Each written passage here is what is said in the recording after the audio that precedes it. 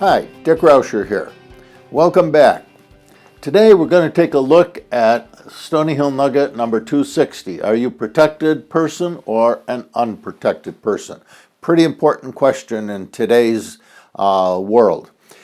This article was probably the product of having read two articles, one by Maudlin, John Maudlin, and the other one was Peggy Noonan, who is a speechwriter for President Reagan. I put links in the article so you can go back and see the articles that kind of spurred this thinking that got me to write this particular article. I think it's a pretty important one, and I'll go through the points in it. The article will be a little bit probably more logical than I put it here, because this is a hard subject to talk about without being a little bit emotional, because it kind of brings up issues that are really relevant in our culture today and things that we really need to take a hard look at. We're getting triggered emotionally, okay, and I'll show you why. First is the protected are those folks who make policy. The unprotected are those who live in the world created by the protected. Now, what do we mean by that? Well, the protected are kind of insulated from their own policies. If you think about Congress, for example, most of those folks don't live by the same rules that we live by, okay? The protected tend to be pretty secure. They're safe, they live in safe neighborhoods, their kids go to high-end schools, they're successful, they have a fair amount of financial success, they're accomplished, they're privileged, and they represent somewhere around 30% of this population in our country. I think that might be a little bit high. I think that's actually a little bit lower than that. Probably closer to 10%. But the unprotected, on the other hand, are those who have limited resource, and I would say, I'm using the figure 70%, but again, I think it's higher than that. I think it's 80 or 90%. At any rate, they're the people who are limited in resources, okay? They live kind of hand to mouth. They're vulnerable. It's the group of people who were recently reported as not being able, for example, to handle a $400 emergency without having to either borrow the money on a credit card or sell something. So those two groups, the either protected or the unprotected, are what are really driving our world today, and especially our country as we move into the 2016 elections.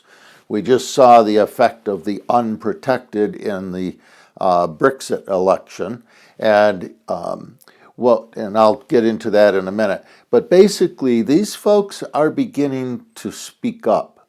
They're beginning to get organized, okay? And they're using their fear and their vulnerability to begin controlling things. And I'm going to, again, take a look at that also in a moment. So at any rate, that's the definition of the protected and the unprotected, and the fact that this group makes the policy, these folks have to live by those policies. So when we move from the definitions of protected and unprotected, we have to look at what the dynamics are inside of those two categories. And the dynamics are really not very healthy. Most of the protected are defining the unprotected today as lazy, unmotivated, and okay living with public handouts. Okay? Now, the reality is that's a very shaming message. And the folks who are in the unprotected, they know that's a shaming message. They feel it, they experience it, and it makes them angry. They never imagined that they would be poor. So, why are they poor? Well, they're poor because the protected have been creating the policies for decades that are creating their poverty. Most Americans in this group, and again, that's why I think this is closer to 90%, these folks never imagined that they would be poor. That was certainly not in their plan. But having gone through the 2000 recession and then again the big crash in 2008, these folks lost an awful lot of their assets and resources, and they have not recovered them. The policies are not aimed at recovery. They're aimed at continuing to hold down the unprotected, to keep them unprotected, if you will. Okay? Now, we have one other problem that's really exacerbating the issue between these two groups, and that is we now have 10,000 baby boomers a day for 10 years. That's a lot of folks are going to be retiring. And most of them who thought they would have some assets and some resources, they lived a life that was normal at the time, but they didn't plan on 2000 and 2008. And they didn't plan on a protected class that was withholding policies that would allow them to recover. So why is this number important? Because it's forecasting a slowdown in our economy. These folks are retiring. They don't have a whole lot of money. In fact, the statistics right now is that about half of them are retiring with no resources, no savings, and even 25% of that number are retiring in debt. They don't have. It's not that they don't have money, they're in debt going into retirement. So these folks are not going to be driving the economy. This is going to create even more slowdown, okay? And this is just beginning to enter the picture. We're just on the front edge of all these baby boomers starting to retire. And they're not going to be spending. They're in serious, almost panic saving mode. So what we have is a group of people who are moving away. In other words, the policies are moving this group away from the concept of mutual benefit.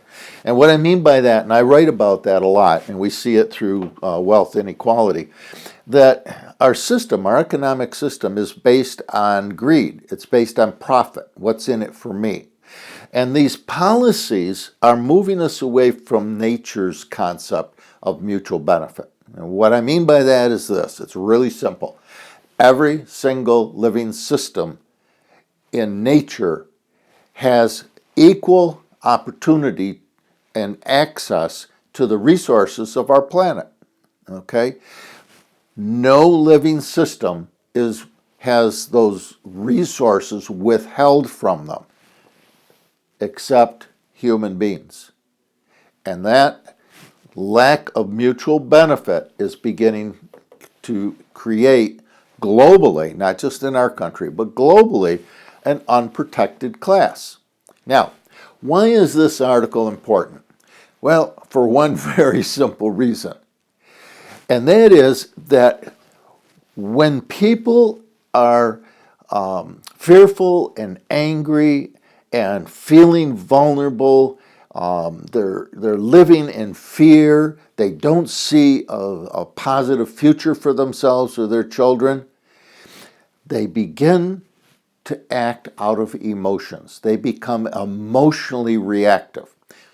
Now, what do we mean by that? Real simple example. Let's say you were walking along and a tiger was stalking you, and you all of a sudden saw that tiger, and you knew that that tiger was about to attack. Your fear levels would go up. You'd move into fight and flight mode. Your total physiology would go into getting ready for battle. And then let's say I walked up and tapped you on the shoulder now, and I said, let's have an intellectual discussion about economic policies in the world today. First of all, you'd totally ignore me, and secondly, you'd probably think I was a wacko, Because in that moment, you don't want rational thinking. You're ready to defend yourself. You're ready to be in survival mode. That's what these folks are doing. These folks are in survival mode. So when we begin to approach the issue from a logical standpoint, logic isn't going to work. We saw that in the Brexit elections in Britain. Logic isn't going to fly. People are working out of their emotions, and that shuts down rational thinking. So, why is this article important? Again, because we have a very large group of people in this country and a huge number of people around the world in the Middle East and other nations that are experiencing drought from global climate change. They're experiencing governments that are not interested in their problems, okay? Greed is driving the systems, and these folks are getting more and more angry.